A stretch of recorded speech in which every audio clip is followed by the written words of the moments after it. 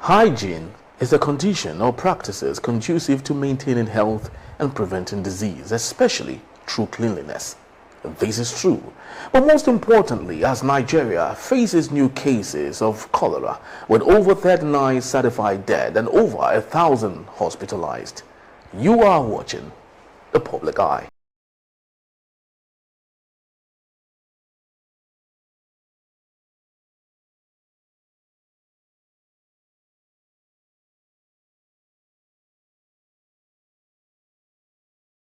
Less than 4 years after the deadly COVID-19 pandemic ravaged the world, with Nigeria losing 3,155 citizens according to the NCDC, one would have thought that preventive health lessons will be learned on measures to avoid reoccurrence.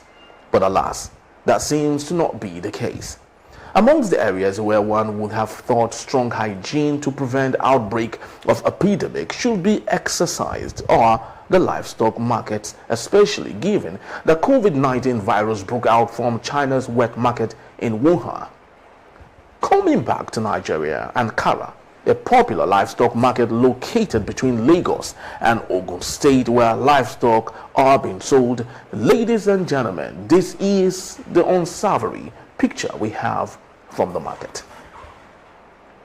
As you would notice, there is no pipe-borne water anywhere in the market, including slaughterhouses. No network road within the market. No lavatory, as we often literally see people defecating in open areas on the drainage facility along Lagos-Ibadan highways, while man and animals cohabit at the same spot in the market, where animal feces and dungs have metaphorically become the new bitumen used to lace and pave every network road within the market community. Funny, isn't it?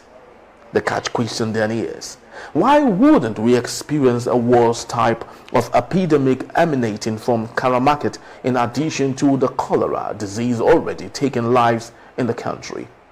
Right there is a food for thought. Logically, I guess one would think we do not need to have state house members in Ogun State or the governor sponsoring a bill to provide efficient hygiene in Kara community. Rather, all we need are listening and thinking leaders who truly do understand that ignorance of responsibility is not an immunity to the catastrophe it creates. This is the public eye.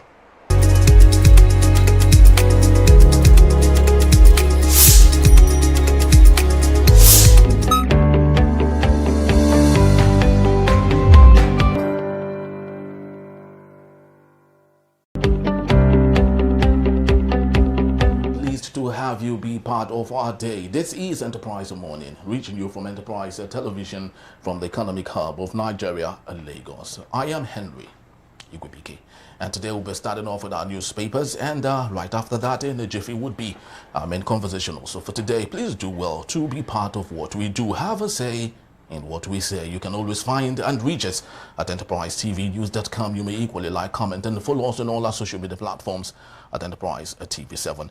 We're very so honored to have with us, joining us from our headquarters right here in Lagos, Nigeria, Barrister Evans Ofeli, a barrister at law, public affairs analyst. Thank you so very much, Barrister, for being here. Very well. Truly do appreciate you. Thank you. All right, so let's just start today with the first daily on our desk. It's coming from the Punch newspaper. On the top strip, we have President Bola Ahmed Tinubu moves to settle 2 trillion naira power debt. And right beside that story, reps grill WAEC chiefs over exam disruption. And also judiciary workers strike grounds the court. And also we have other interesting stories just below the same newspaper. Boko Haram fueled by political elite to destabilize Bola Ahmed Tinubu. And 2027, Wike Tinubu endorsement sparks opposition and firestorm. Lots of interesting stories here, but let's start, Barrister, with this issue. Boko Haram fueled by political elite to destabilize Tinubu. And Kalu is not just the one saying it. Lots of other people have said that. So do you think this is the same narration like we are used to every other time we have a new administration on board? Yeah, but even when Buhari was there, they were also attacking. When Jonathan was there, they kept attacking. At Jonathan's time, even Jonathan said it, that Boko Haram has infiltrated his government. The president himself said it then. Okay, so, and it's been a consistent narrative, a consistent story. But if any time we have a new administration, they begin to hit harder, then there may be some element of truth in what is going on. Because we have seen how the politicians contributed to the insecurity of this country. Remember when in 2015, Jonathan lost the election. Before he lost that election, there were certain persons in the country who were alleged to have, brought in some bandits from the Sahara, around within, the space, neighboring Mali and the rest of the Sahel. Some bandits and all that. Brought them in to come and fight against Jonathan if he fails to relinquish power, or if he tinkers with the result, or whatsoever it is, which is the power of incumbency. Now, surprisingly, Jonathan, congratulated Buhari and relinquished power to them. So the bandits they brought in, armed and all that, they didn't know what to do with them again. So those ones now turn against the government. Because for them, they feel that the government abandoned them midway into the assignment they brought them in to do. That story is still very consistent and lingering. Those who are alleged to have brought them in are still part of the government. They are still part of those. Talking about alternative government as to what Tinubu, we can see that Tinubu is doing. So I had known this for a long time, that the hands of politicians are in this. It was Abacha that says that if insurgency lingers more than 24 hours, government have a hand in it.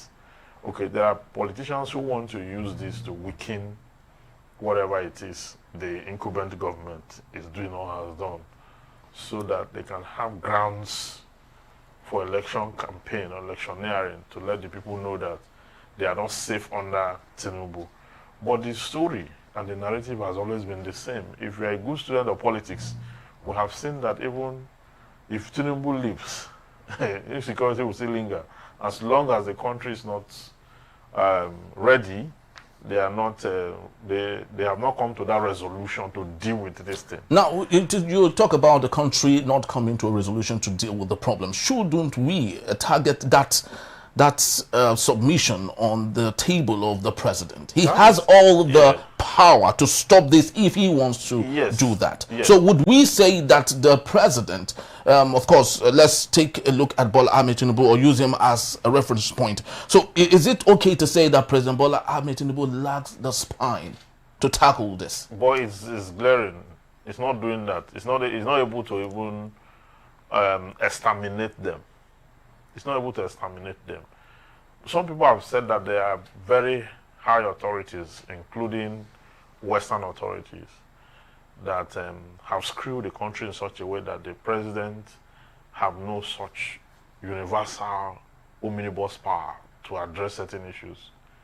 This current president or over the years? Over the years, successive governments and all that is a narrative. And for those who are very deep into security and investigative journalism, I listened to David Ndei over the night, and he made certain revelations that made it look like a president in Nigeria is actually not powerful enough to deal with certain issues in the country. Look at how Buhari ended. Look at Jonathan, and then look at Tinubu now. Tinubu, if some politicians are really working hard to make sure that they rubbish his government, with the level of security information that comes to the president every day, he should know about it. So why would he want his government to be rubbished? That is the question. Is it true that he has all the paraphernalia to deal with and exterminate insurgency completely, to protect his government and write his name in gold, and he refuses to do it? what must be that force that is higher than the president in the country, that is militating against his capacity to deploy the monopoly of violence and deal with this issue? That question you asked Tinubu, you asked Buhari, you asked Jonathan.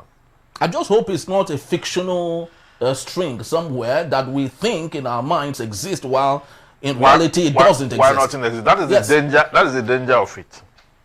Why? That is the danger of it, because their incapacity or incapacitation to address the issue suggests that perhaps the issue is beyond them.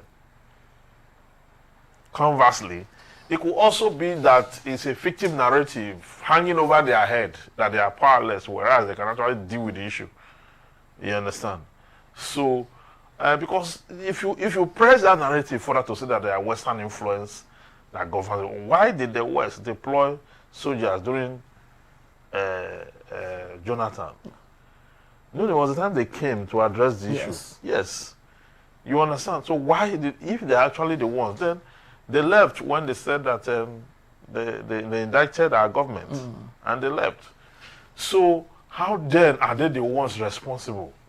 Or can we say those, of course, it's still an allegation, can we conclude that the government is complicit to some of those things, such that I do not know the reasons, but is it okay to say they are complicit? Because if we assume that it's all fictional strings that we cannot see and do not exist, then is it okay to say this is an internal thing to keep this war ravaging for as long as they want to? Yeah, there's that allegation too, that perhaps the army, are unable to do so much because they want it to continue so that they can earn more. That analogy is there. It's also an allegation. Okay? But you also have this other narrative that is most poignant among all, that these people are being funded by individual businesses and persons and authorities. The average Boko Haram foot soldier cannot afford a 5 million naira AK-47. I mean, that one is given. It couldn't have been from his own earnings. And even if an individual earned that kind of money, I don't think his best option is to go and acquire arms and ammunition. So somebody is funding it, bankrolling it. Yes. Or an establishment is funded and bankrolling it. That establishment or that authority is not a small authority. For it to have, they have rocket launcher. The only thing we've not seen them display is helicopter and fighter jets. They have some of the best drones. Yes, they have drones. Our military do not even have. Yes, they have drones. The reason they don't have fighter jets and helicopter is because of the airport and the hangar. They may not be able to build an airport. Yes, where they will take off from. It's regulated, so they can't. Where they will take off from and where they will land on. They will not be able to have that done because they will be. Of course, you will uncover them. You understand? And now, some of them from this, because what you call Boko Haram is a proliferation of different criminal gangs. Some of them now are not aiding and abetting miners. Do you know miners, planes, helicopters fly into our airspace in the north, take mining materials and leave the country? It's happening. Somebody showed a video of a semblance of it. Helicopters come in and drop materials for bandits and the rest of that. And we should be able to monitor our airspace. Because before you enter into any country's airspace, you require authorization from the control tower and the aviation authority. So is the aviation authority complicit? Why are we having aircraft in our airspaces that without authority? And they even land. Nobody checks them. They land, they take over whatever they take off. Nobody is aware of their assignment, their mission.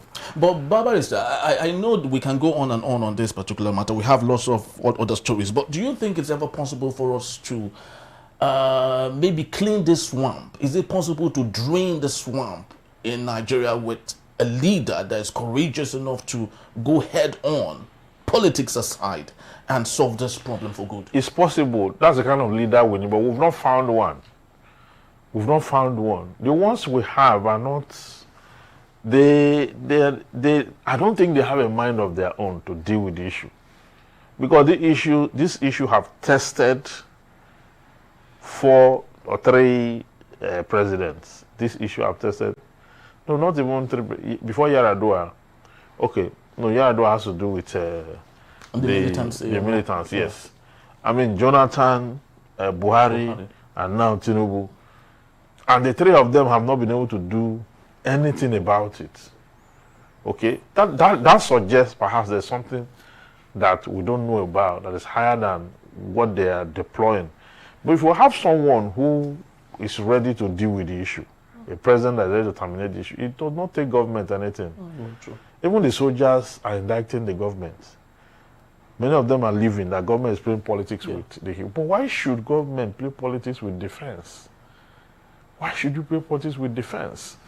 I mean, you appoint national security advisor, you fund the army, you buy arms and ammunition every year, you budget heavily every year, and then watch your government.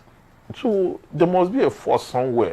It's actually a very complex issue. It's very complex. Very so complex, because it's gone so deep that a religion, ethnicity has come into play in some of the things. So when Goodluck Ebele Jonathan was there, Ihe Jirika was really dealing with them. But of course, the Northern part said he was rather trying to cleanse them. It was a genocide against the Muslims, and it was a very big issue there. But let's take a look at other matters here. 7 states spend 190% of its revenue on loan repayments, despite fact all the money Bola Ahmed Tinubu said he saved from subsidy is gone. It's given to them, literally. Yes. So why are so many states still because paying everything? Most states are heavily in debt. You know what they do is the government leaving, the outgoing government empties the treasury for the incoming one. When the incoming one gets into office, there's nothing to work with. That's what happened in Delta State. After taking all the money, 1.3 trillion, all those funds, Okowa wasted it before Sheriff came in. He got in, there was no money, nothing to work with. But are we sure that Okowa found anything from his predecessor? That's another question. But the fact that he didn't find anything or he found something does not mean you should empty the treasury. You shouldn't empty the treasury. What they do is that they empty the treasury. In fact, they borrow. Some states are owing as much as the federal government in this country. I thought there used to be a cap somewhere, that stops them from not going beyond what they should. Yeah, there used to be a cap, but I don't know what the figure is. But I know that so many states are indebted. So many states are heavily indebted.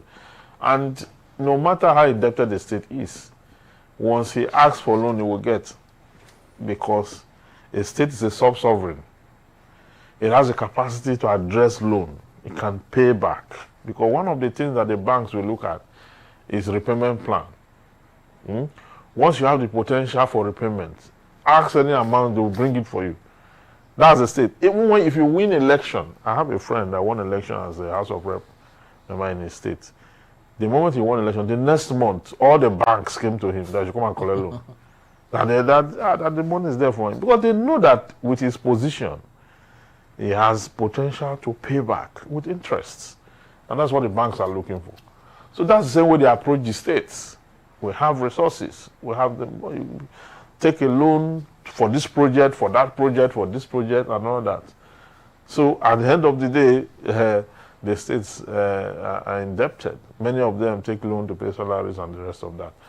So that's how most states, because government is not continuity at the state level, even at the federal level. The incoming governor, you see him will come into office and cancel all the projects of the outgoing governor and then start fresh ones in his name, and for him to commission and all and the rest of that. So it's a malignant transition. We have malignant transition of power in Nigeria. One person comes in, he dissolves every other thing. create his own. The other one comes in and dissolve the one the previous created, and it's not a good way to go. Very true. Let's take a look at the Guardian newspaper for today, and we have straight to the point here. 2027 PDP's internal crisis worsen as Wike George three words. Wike had said that the elder statesman should go and relax himself and read newspapers. Yes, I saw that story. Yeah, don't you think that's callous? I saw that story. It was extreme. Wike, with the way he addressed this issue, he has accused the elder statesman, Bode George, who told him that it was PDP that made him. So he now said if PDP made him, that he agrees. But that while Tinubu was the governor of Lagos State, that Bode George in PDP, they were unable to produce even one PDP House member, National Assembly member, not even one. You understand? But he prided himself, Wike, that he led PDP when nobody was there, when everybody had abandoned PDP. He was the one who made PDP what PDP is, according to him. That's what he said. And they were bantering, exchanging words and all that. And he said that Bode George should go and rest, read newspaper and attend to his affairs. So these are politicians, throwing jabs at each other and the rest of that. I do not think that should be our problem, because that does not solve the economic chaos and the very socio-psychological problem of the Nigerian states. It doesn't add up to any solution. Okay, these are individual selfish discourse that is tied around personal aggrandizement, who made who, which politics made which politics, which party made which party and all person, and the rest of that is the less of our problems. We have very serious issues to address. We have insecurity, public health care, education. We have cost of living. We have so many issues in the country that should draw our attention. That should that we should focus our attention on, and not for the people who Nigeria is working for. Because as far as I'm concerned, Bode George, Wike and the likes, like the way Nigeria is. We saw the Senate President singing the praise of things are getting better. Yes, that things are getting better, and that Tinubu is doing well. These are the things that the encomium that they shower on him. His head gets swollen. He goes into his closet and begins to see himself as the best thing that happened to Nigeria, because he's not being told the truth. He doesn't know where the truth is. And the Senate President is singing that is supposed to be the leader of parliament that should checkmate the executive. So you see how we lost it completely. We lost it completely because the head of the institution that should checkmate the executive is in public singing the praise of the president, executive president of the country. So what it means is that oversight has collapsed as far as the executive and the legislature is concerned. And sometimes left? Yeah, so sometimes I ask myself, don't they watch other democracies and see what happens there? In the House of Lords, the House of Commons, the Senate President is neither here nor there. He stands in the middle and weigh on issues. Yes. Which comes first, which is priority. But right here, we do not get to understand. Is it that they don't understand what their responsibilities are, or it's just they just feel like nothing ever happens? No, not like they don't understand their responsibility. What they have done is they've put their responsibility on the back seat. What they are doing is they are fraternizing. Okay, they are fraternizing at the expense of the masses. They do not want any problem that will come in between the executive and the legislature. First, they are of the same party. Second, they are helping each other. Tinubu will come with anything he likes. Letter for loan today, state of emergency tomorrow, anything, even things that are outside the constitution. The National Assembly will approve it for him. You understand? Then conversely, the National Assembly will pad an already existing budget with 6 trillion. Yeah. and the president will sign it. You understand? So it's party government they are doing, you know, party government. That is the risk that a lot of people saw in Tinubu, that they did not support him. Okay, prior to his, yes, that is the risk, because he has that propensity, okay, to sell out the country. I mean, sell out the electors. This is a sellout, okay. He's been praised that things are getting better. On what front? On what front? The lives of Nigerians are deteriorating. People are suffering. The citizens cannot access governance. They don't know where to take their complaints to. They cannot feed. They cannot. And the Senate president, they're supposed to represent the feelings and aspiration of the nation, because Senate is a conglomeration of the constituencies, okay? The local governments in the country is whatever Senate approves, the people approve. Because that's where their representatives are. Very true. The executive don't really have people who have mandates. Only the president that have a mandate of the people and the executive. All his appointees have no mandate. They were not elected. So Parliament is critical. Parliament is supposed to be very critical of the executive. Parliament should be asking the president questions. Where are you leading Nigeria to? The people are suffering. The people have nothing. The people cannot pay school fees. Education is in shambles. So many issues have gone haywire. That's what the job of the executive, the job of the legislature, by section 88 and 89 of the 1999 Constitution. They are doing nothing. They are singing for the president. Well, I do not know if this is the problem of the presidential system of government that we have inherited from America. Because if you take a look at the American case, the president tempore, Chuck Grassley, who is like the Senate president also, he dances to the tune of Donald Trump at any time that Donald Trump wants. So is this a problem of our presidential system? Yeah, well, you know, theirs is quite different, because that he danced towards Donald Trump is not a common thing. I mean, except for this government. Yes. In previous government, well, look at how Parliament dealt with Bill Clinton, okay, on so many issues, even on the scandal, okay, so many issues, okay. You just see how it works, how democracy works, that people are out there for their constituency, and they speak from the point of, you know, what will come to their constituency at the end of the day.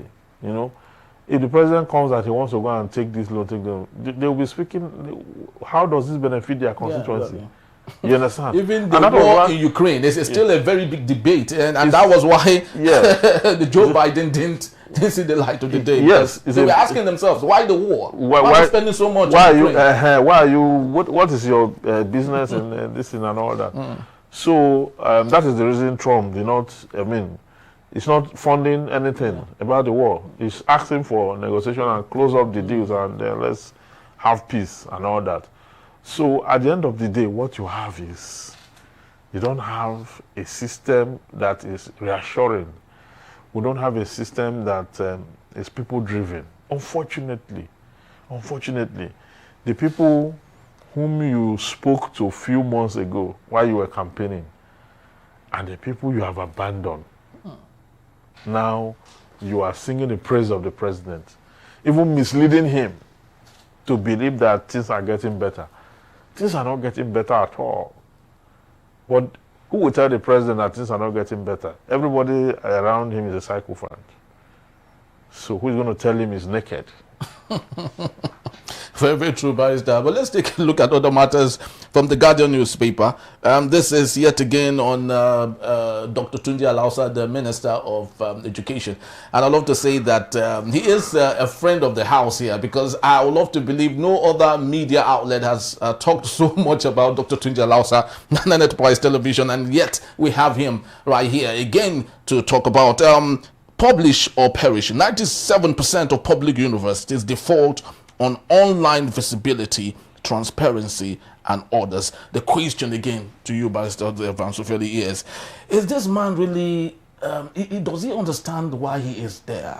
He is talking about universities not being online. Is that his business? It's not. He doesn't know what he's doing now. From time when the news of JAMB broke out, the failure rate broke out, he didn't even interrogate the situation or interrogate the possible incompetence and the lack of proper coordination before he went to town to say that exam malpractice is being curbed. That's why students could not, majority of them couldn't cross 200 benchmark. Now, you will begin to ask yourself, is he in tune with reality? Does he know what he's saying? These other issues, plaguing the educational sector. The WAEC one, he hasn't said anything yet. Writing in the dark. He's still going to say off points and all that. So we have square pegs and round holes. Okay, we don't have the right.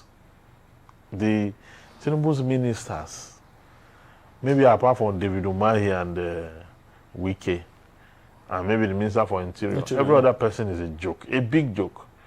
The president didn't make the right selection. He didn't make the right selection. And that's also because he himself is not also performing. So I don't think he has any moral justification to, when the head is bad, the body will go bad. Okay. He has no plan, no strategy. He's clueless about governance. He doesn't govern. He politics. And that's why that's what that Alausa is doing. It's what politics is playing. It's not addressing any of the issues. Okay, many universities are not online. Which of them exactly is not online? Is it the private ones or the public ones? Most of the universities in Nigeria are online. But everything about even assessing your results, writing your exams, and doing all that are online. So which of those universities did you pick out? Is it the private ones or the public ones? And the rest of, does he really do? Before he was appointed, where was he? Has he done his research? Because the reason they give these people appointments is because of political favoritism. People who work during elections, they look for something and give them. Irrespective of whether they are competent or not. They just look for something and compensate them. They forget that they need competence, they need to deploy competence to do the job. So that is why you get things like this. Somebody who has never been in the educational sector before, who does not know where it's coming from or going to, who does not know the problems, the challenges, causes and effects, remote immediate causes of problems in the sector, is asked to go and head the sector.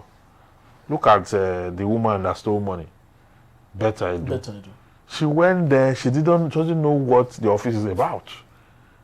She was overwhelmed and she started money everywhere. Yes, that is it. Because she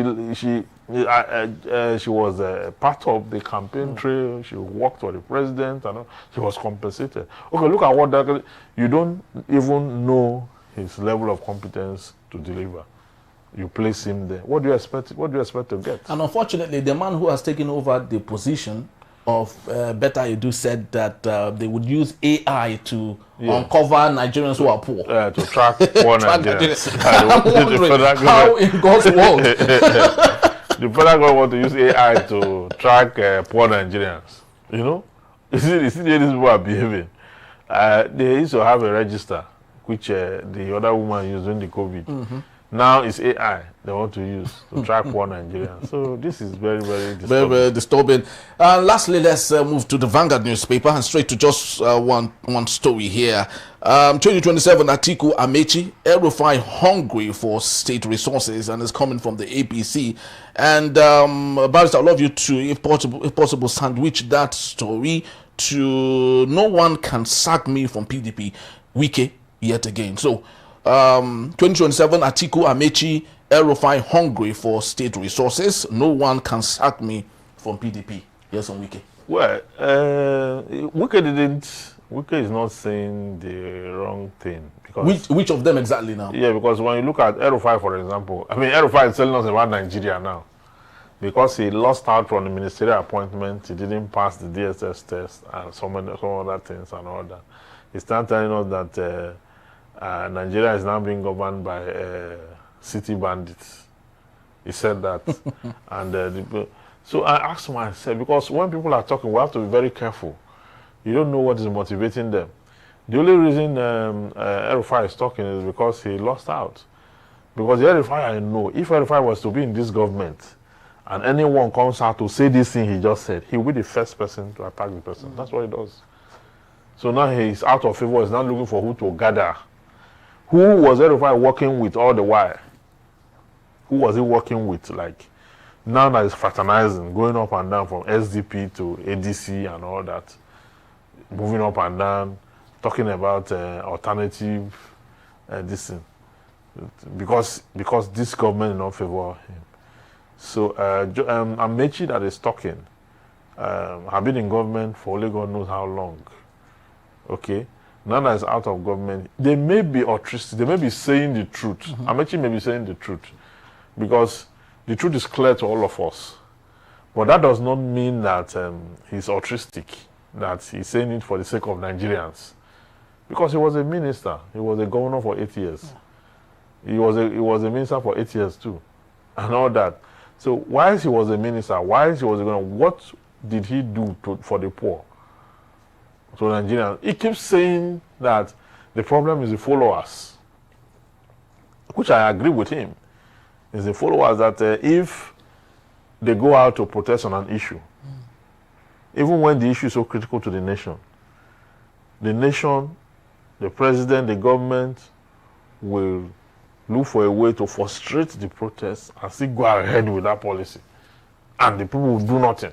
So he said it, that's followership. But that during their time, they will nurse this, nurse that, and all that. He's saying all those things, and he's saying it sometimes. There's a way you blame the innocent to a point where people will get angry.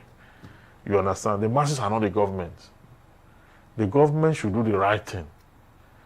You don't come and tell the people that because they are not protesting enough or because they are not fighting enough. I mean, that might be true, but that is not the solution. And it's coming from someone who has been a minister for yes. 8 years in, so in what the past exactly administration. What did he do? Opportunity. How many times did he galvanize the people, call them together for a meeting on the solution of Nigeria, while he was a minister and while he was a governor?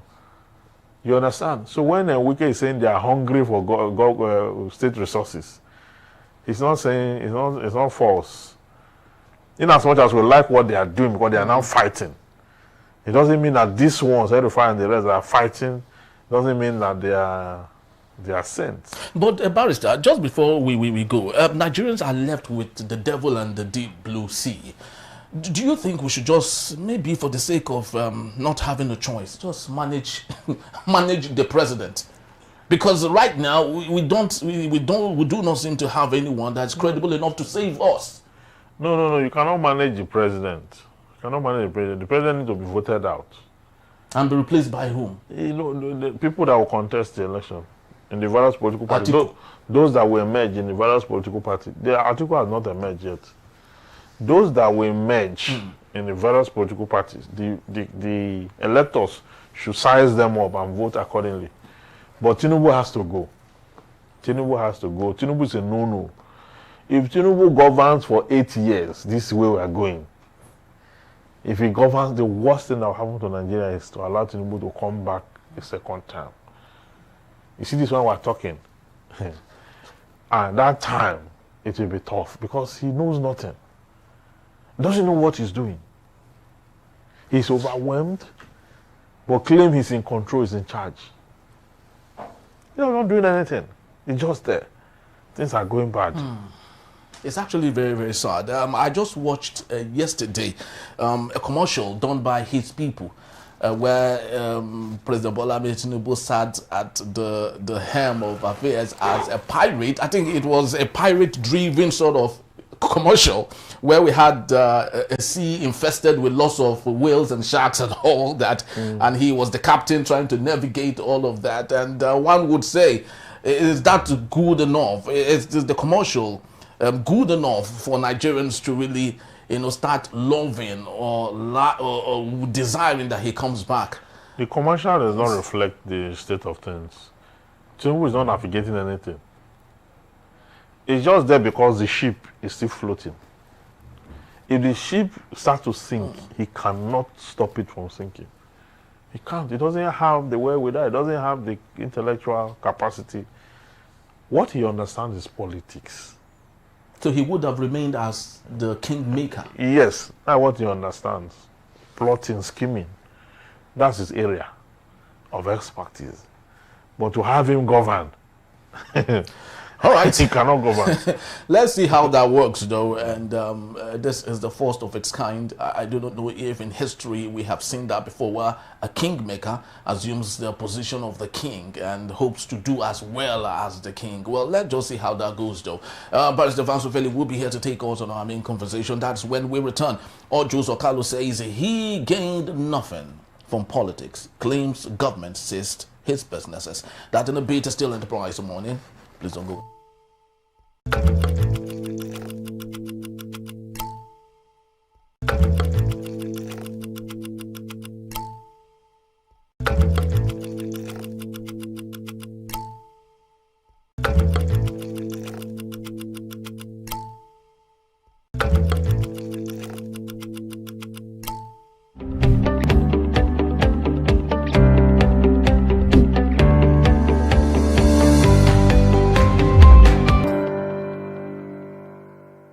For joining us. It's still Enterprise Morning, reaching you from Enterprise Television. Let's get talking on our main conversation for today.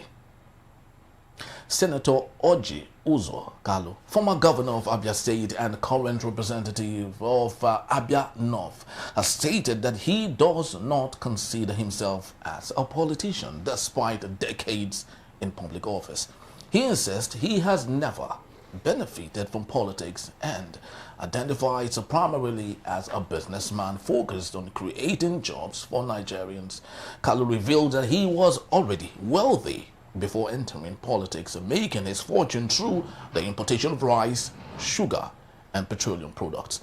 He claimed to have personally funded the early stages of the People's Democratic Party (PDP), contributing over $1 million to President Olusegun Obasanjo's campaign and 500 million naira to the party's formation in 1998. He also said that being in politics actually cost him financially, alleging that many of his businesses were taken over by the federal government while he served as governor. According to him, politics has brought him more loss than gain. We still have Barrister Vansufeli. Thank you so very much for handing on. Very well. Now, not just before we got talking, you were saying so much about this man, and I think it's very important that we call a speed because as much as we of course represent or identify some of the things he has done in Abia State in his early formative period as the governor, later we saw lots of things that weren't so pleasant. Now, I'd love us to unearth some of those things just before we get into the story, if you may. Yeah, you cannot say that politics or being in government have cost him more, because when he was in business, he was not this influential. That's the truth. So you can't say that. He was not this popular, he was not this influential. Two, part of the reason he was prosecuted was an allegation of the funds he transferred from the Abia State government account to Slot Energy. To Slok? Slok, okay. Yes, Slok Energy. This Slok, yes, Slok, Slok Energy, yes. That he transferred, and the traces were there, and it was upon that he was convicted.